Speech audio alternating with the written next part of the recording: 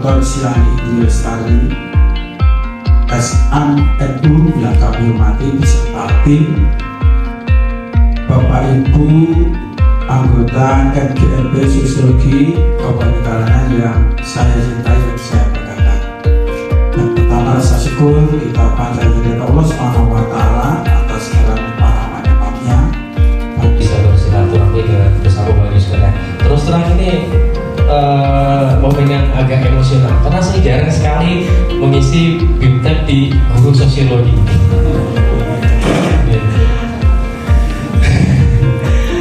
Terakhir kalau nggak salah tahun 2019 atau tahun 2020 gitu. Karena entah apa jadi disiplin ilmu yang saya geluti, pemerintah AN pakai WhatsApp itu mereka mungkin bisa lebih paham. Itu transfer knowledge. Tapi transfer value itu yang nggak akan bisa tergantikan. Mereka nggak bisa di jagat maya itu liar, Bapak Ibu. Jagat maya itu liar. Jangan sekali-kali dengan mengarahkan silakan cari sendiri di Google, silakan cari sendiri di YouTube. Mereka nanti tersesat. Masuk ke Google Classroom.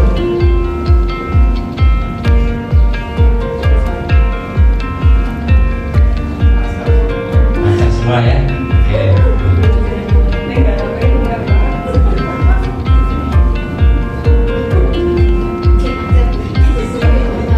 Sesuai pengetahuan panjenengan, saya nggak menuntut harus dapat nilai 100 itu ya apa yang disesuaikan. Jadi tapi acuan dasarnya itu dari buku ini. Pembelajaran dalam memuliakan ya, penerapannya itu bisa saling menghargai, saling menghormati dengan mempertimbangkan potensi, martabat dan nilai-nilai kemanusiaan. Jadi berkesadaran, bermakna dan memberikan. Olah pikir, olah hati, olah rasa, olahraga. Nah, senang, sehat, Indonesia hebat. Beberapa waktu yang lalu Dinas Pendidikan itu kan mengarahkan untuk melakukan senam Indonesia hebat. Pernah Bapak Ibu? Sudah di kelas itu sudah saya lakukan ya. Saya melakukan sejak semester 2 ini. Jadi sebelum pembelajaran itu di kelas kan ada proyektor. Jadi saya tayangkan anak-anak ya senam pembelajaran dalam. Ya, ini ada ilustrasinya ya, bermakna, berkesan PN. Nah, bagaimana implementasinya? Nanti saya belum bisa menjelaskan secara detail karena untuk BIMTEK fasilitasnya itu baru akan diselenggarakan tanggal 19 Juni oleh Balai Besar Guru dan Tenaga Kependidikan. Apakah itu nanti PM profil lulusan itu nanti boleh? Oke, satu itu teknologi mereka sudah benar. Yang kedua, di kelas ini kan ada nggak proyektor? Ada. Di setiap kelas ada. Oke, juga itu sudah ada. Bapak Ibu punya laptop nggak? Ada. Sering dibawa ke kelas? Dibawa. Digunakan ya? Yang penting dibawa dulu ya. Nah, 3 hal tersebut ya, bagian dari tripek itu sudah ada. Tinggal bagaimana Bapak Ibu itu maaf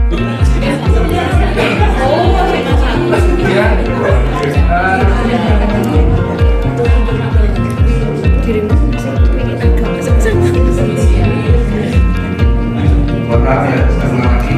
Jadi di SMA kan saya besar itu dari potensi akademik awal itu ada 7 siswa yang sebenarnya masuk pada belajar dan ada 2 yang benar-benar nggak bisa baca dan bisa menulis. Jadi seperti itu. Maka di SMA 1 dan direkomendasikan memang ke SLB ke anak. Pikirannya itu sebenarnya matanya minus dia. Pikirannya matanya minus ternyata nggak bisa baca dan tulisnya nggak bisa dibaca. Ini kalau saya sementara pembelajaran berdiferensiasi relevan dengan filosofi Ki Hajar Dewantara. Menurut Ki Hajar, dalam sistem AMOK, guru harus dapat menuntun murid untuk berkembang sesuai dengan kodratnya. Berdasarkan hal tersebut, saya mengembangkan model pembelajaran PADI hibrid, pembelajaran berdiferensiasi, holistik, integratif, belajar.id. Dinamakan holistik karena dalam kegiatan pembelajaran melibatkan berbagai aspek belajar secara menyeluruh dan komprehensif. Adapun akun belajar.id merupakan platform Google Workspace yang disediakan oleh Kementerian Pendidikan, Kebudayaan, Riset, dan Teknologi untuk memfasilitasi kegiatan pembelajaran berbasis elektronik. Dengan menggunakan akun belajar.id, saya mendesain skenario pembelajaran sosiologi yang memanfaatkan fitur-fitur Google Workspace for Education.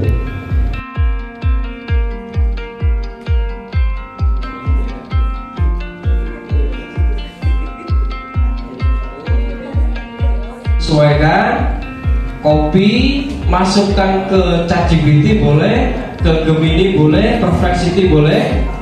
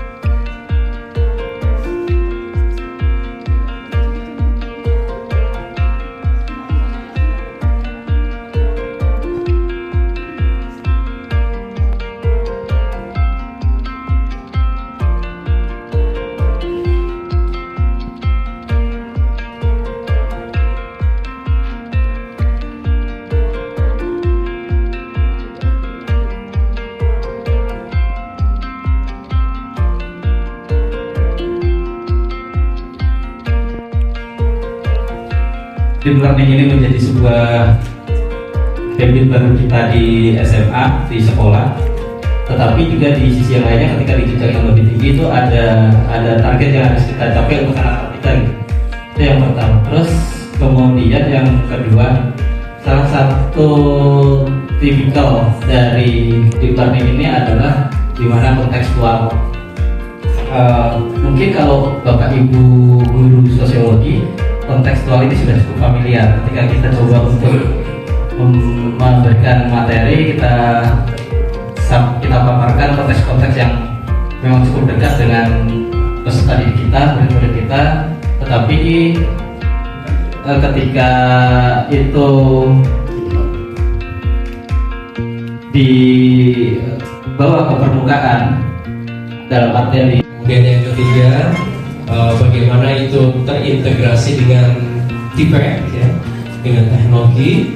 Dan yang keempat adalah Bapak Ibu sudah berhasil membuat modul ajar atau RPP atau skenario pembelajaran mendalam, pembelajaran sosiologi yang personal, yang personal. Artinya setelah mengikuti pelatihan ini, Bapak Ibu keluar pintu itu sudah tidak ada yang lagi copy paste RPP orang lain, buat sendiri ya, buat sendiri. Bapak Ibu sudah paham ilmunya, bagaimana membuat skenario pembelajaran yang lebih personal, disesuaikan. Karena Bapak Ibu mau pas RPP orang lain.